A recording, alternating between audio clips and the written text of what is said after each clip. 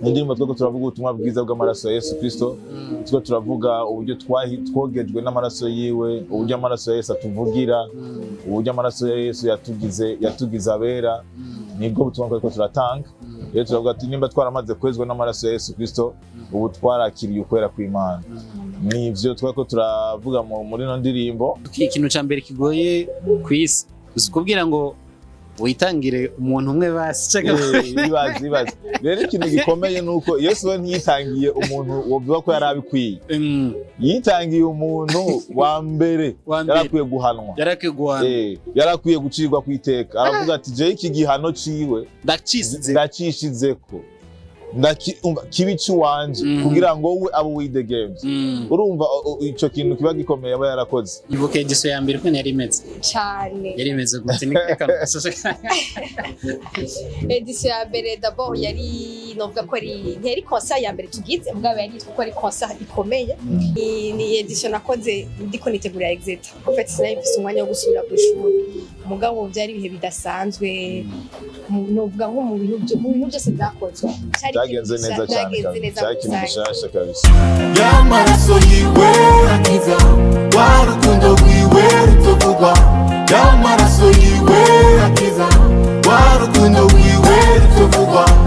Y'amaraso ya Yesu amvugira, y'amaraso yeza, y'amaraso ya Yesu amvugira, y'amaraso yeza.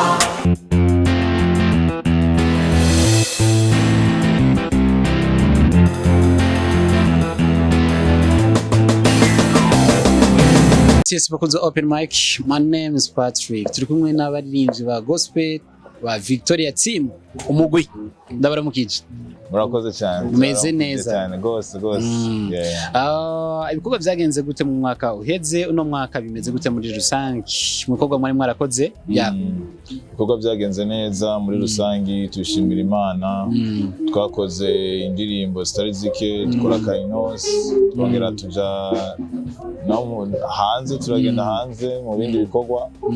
Byagenze neza muri mwarose n'agashimwe keza cyane mu gihugu cyo mu Uganda. Bubiri mu Uganda. Igatwaye twibaza uzi kuva umunyamahanga gedana turushimwe mu bubiri mu gihugu atari gwiyo. Warakoze cyane. So mwari muzi neza ko basanzwe babazi hari twararonka shortcut video, twararonka ama feedback, ama media tugisha ama interview kuri Zoom n'iki, mugabo nitwe tuzi ko bigeze kuri rujya rugezo kuko twoshobora gutahana ubushimwe bubiri apris mu gihugu atari wacu Ewana intambwe y'Imana bigeze kure cyane.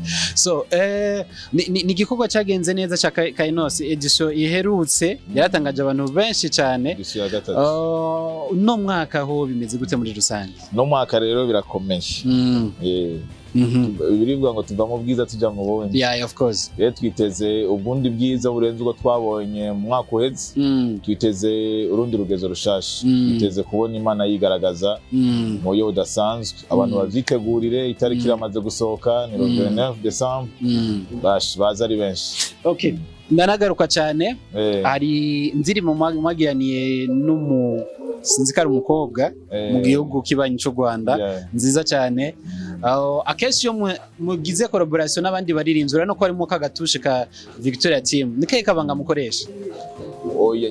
Ntabanga kuba harimo tushe yacu, ntabanga ririmo kumva ko cya kintu kiryoshe omega. Of course urumva ko hari indirimbo yacu deja, indirimbo yacu twakoranye na Gabi. Urumva Gabi yaje kudufasha mu indirimbo yasanzwe yarahetse. Urumva byari byoroshye cyane ko mubonamo ya identity ya Victoria team kubera ko indirimbo yari isanzwe yaraheze deja.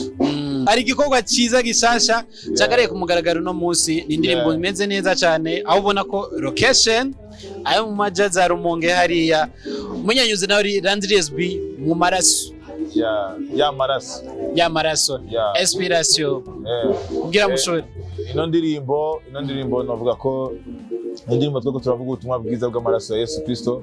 Twako turavuga uburyo twogejwe n'amaraso yiwe, uburyo amaraso ya Yesu atuvugira, uburyo amaraso ya Yesu yatugize abera. Nibwo butumwa twako turatanga. Rero turavuga ati nimba twaramaze kwezwa n'amaraso ya Yesu Kristo, ubu twarakiriye ukwera kw'Imana. Nivyo twako turavuga muri no ndirimbo. tuba turavuga ko tutatsindanishirijwe n'ibimazi vyacu, tutatsindanishirijwe n'amashikanwa dutanga, ariko ni n'umubiri wiwe yatanze ku musaraba kugira ngo dushobore kwitwa abana b'Imana. Abana b'Imana. Niyo message hama twayikoreye mu Rumonge dukorana na Randesb oje nawe yakoze Ibris muri One Way. Urazi ikintu ca mbere kigoye kwisi uzikubwira ngo witangire umuntu umwe basi bibazi rero ikintu gikomeye nuko Yesu we ntiyitangiye umuntu wobiba ko yarabikwiye, yitangiye umuntu wa mbere yarakwiye guhanwa, yarakwiye gucirwa kwiteka. Aravuga ati je iki gihano ciwe ndacishizeko kibici wanje kugira ngo we abo widegemvye. Urumva ico kintu kiba gikomeye aba yarakoze, aba yagiye mu kibanza c'umuntu yarakwiye kwicwa, arapfa kubwiwe kugira ngo twe turonke ubugingo kandi tuburonke busaguze. Ikintu gikomeye cyane naje navyo nashobora nta muntu n'umwe byari kubishobora.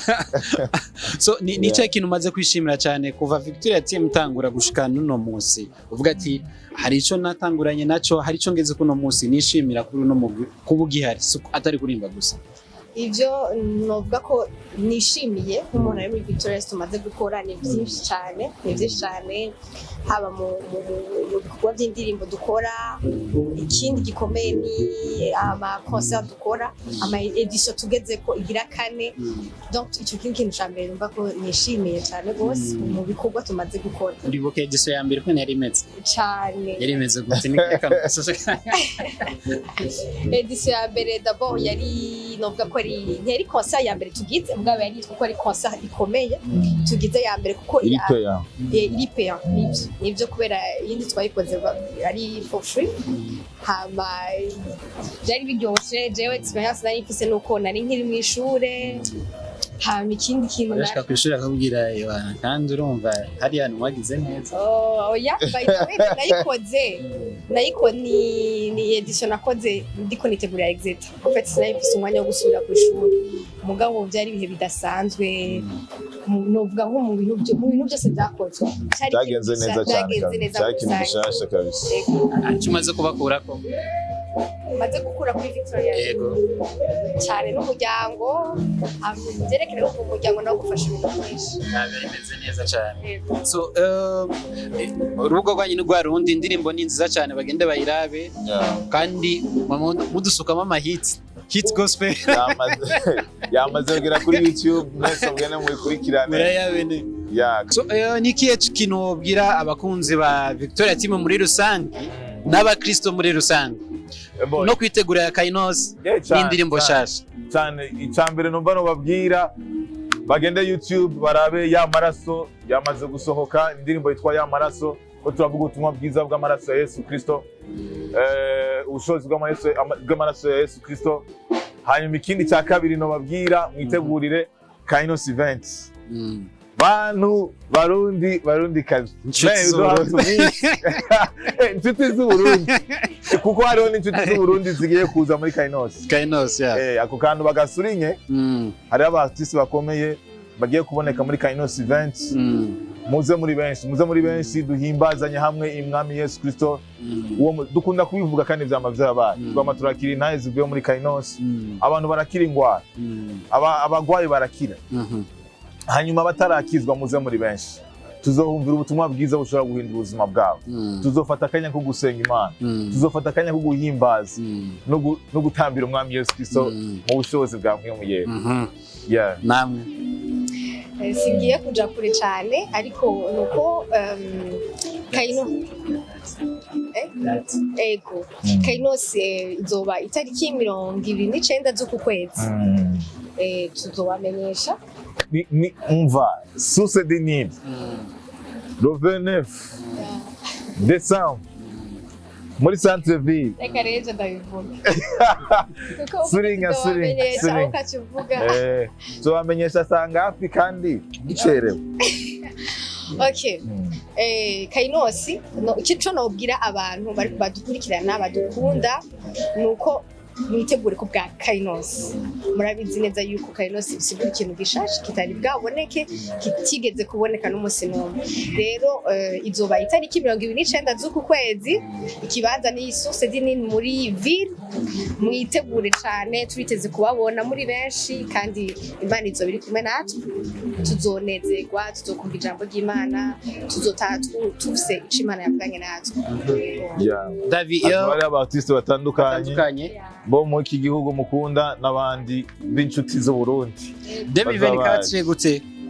Victoria team 2024 ko ikikomeye 2024 twiteze ibintu bikomeye cyane, twiteze amakorabo, twiteze n'ibindi bikorwa byo mu bihugu by'inshuti z'u Burundi. Si no genda nta kubagiye akantu kamwe mwarayezagiwe cyane. Amen. Kuburyo wa mbere yaragiye Burayi n'uwa kabiri yaragiye. Hari abantu bambwiye bica bigenda gute none ko nshaka visa, gwari kwinzira nyine nabonye yo kwiroha ngo no kuza muri Victoria team. Tutayina muri Victoria team abashaka visa ni muze mwironkera ama visa turatonda umurongo. Ya ni brag ngatwibaze nawe kuri mushikiyeko twaze nawe kuri mushikiyeko uzi gute ko ntararo ya kako tuzokamenyeshe hageze. So ikanashimire cyane twakwanye ikiganiro ciza open mic. Mwandanye mugira ibikorwa vyiza byo mu mpera y'umwaka n'umwaka uzoza kugira ngo tubandanye bwa butuma tubukwibagiza ahantu hatandukanye kugira ngo dushike kuri rya hangiro rimwe.